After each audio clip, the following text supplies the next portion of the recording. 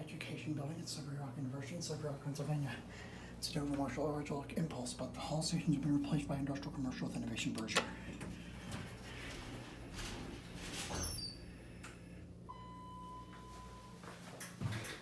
Sounds like hydraulic oil in here. Group to 2. Here we go.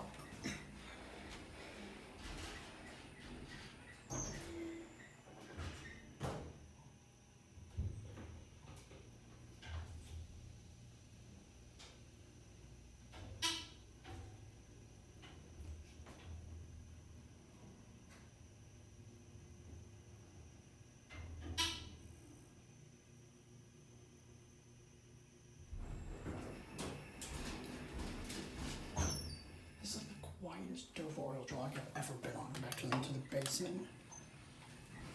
It's from the early 90s. It's an 88 phone. It's a basic cab. It's a really old building from 1938. I was hoping for something older here, even if it was modded of some sort. But LED emergency lights, so they're not that bright. Machinery might be like really distantly from the elevator here at the basement.